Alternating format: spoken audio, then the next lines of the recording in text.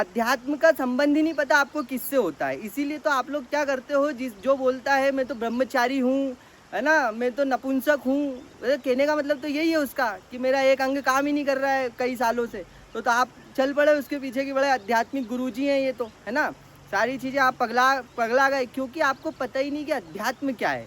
आपको पता ही नहीं, आपको अध्यात्म का अर्थ ही नहीं पता।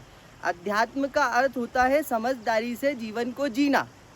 समझदारी से जीवन जीने का परिणाम होता है कि जब आप दुखी नहीं हैं, ले दे करके आप शांति से जीवन जी रहे हैं, आपको कोई दुख नहीं है, कोई चिंता नहीं है।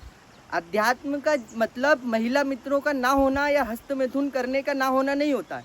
कभी आपने ये बोला कि आप तो आध्यात्मिक हैं, आप भोजन क्यों करते हैं?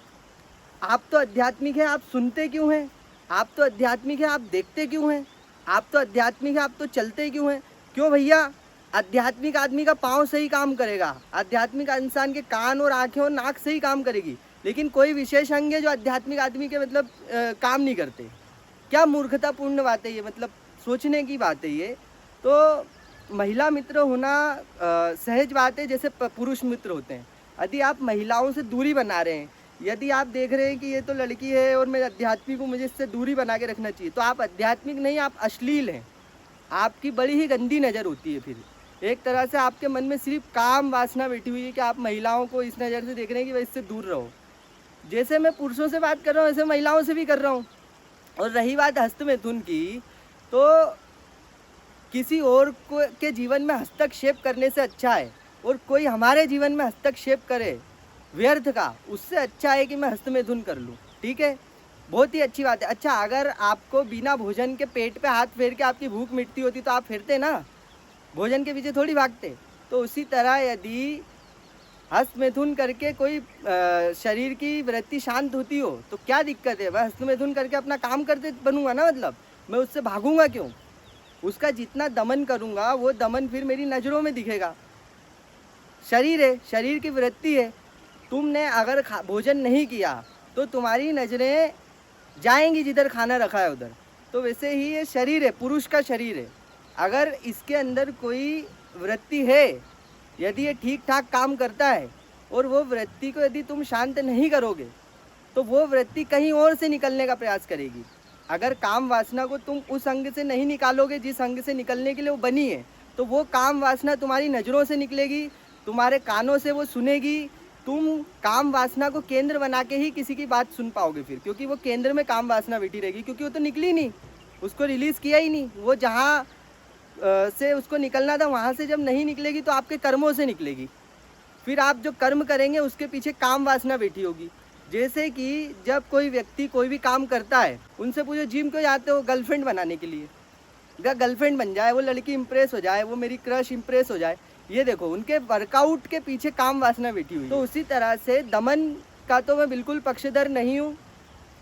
काम वासना में कोई बुराई नहीं है, कोई दिक्कत नहीं है, जब तक वो आपके सर पे चढ़ के नाचने ना लग जाए। तो सर पे चढ़ के काम वासना नाचती ही तब है जब आप उसका दमन करते हो। जब आप हस्त मैथुन जैसी चीज़ों को, संभोग जैसी चीज़ों को अपराध और पाप बना देते हो जिससे आप बने हो।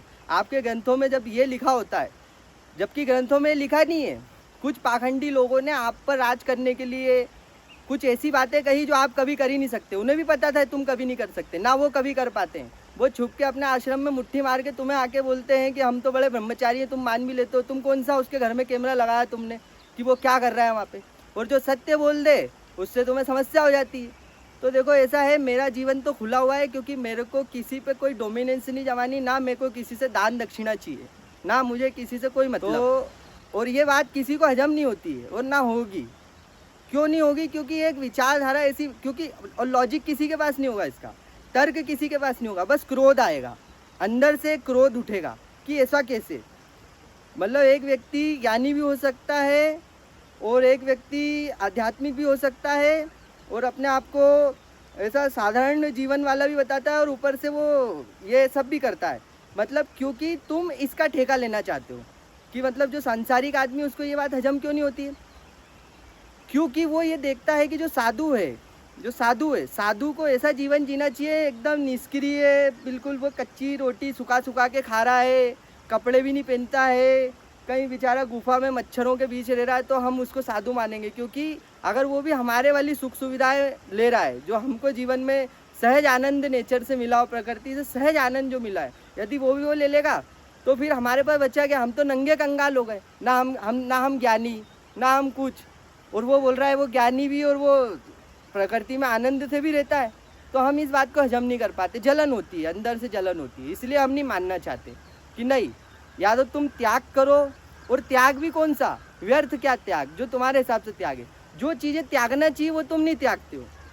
व्यर्थ की जो इच्छाएं हैं, जो एक के बड़े एक घर के ऊपर घर बनाने की इच्छाएं, करोड़ों की शादी करना, बच्चे पे बच्चा पैदा करना, बच्चे की शादी करना, बच्चे को विदेश भेजने के लिए भ्रष्टाचार करना, ये त्याग नहीं करना तुमको। तुमको क्या त्याग करना है? हस्त मैथुन त्याग दिया हमने, मतलब क्या त्याग दिया तुमने, और तुम त्यागी हो गए। जो त्यागने की चीज़ है, जो त्याज्य वस्तु, उसको त्यागो ना। ये क्या होता है? महिला मित्रों को त्याग दिया हमने, महिला मित्रों को त्याग दिया। तुम्हारी माँ से तुम्हारी कोई मित्रता नहीं है, तुम्हारी बहन से तुम्हारा कोई मित्रता का संबंध नहीं है, त्याग दो उनको भी। लेकिन नहीं, वो दृष्टि जब तुम किसी और के साथ नहीं रख सकते तो तुम बोलते हो महिला मित्र ही बुरी होती है। शर्म करो थोड़ी।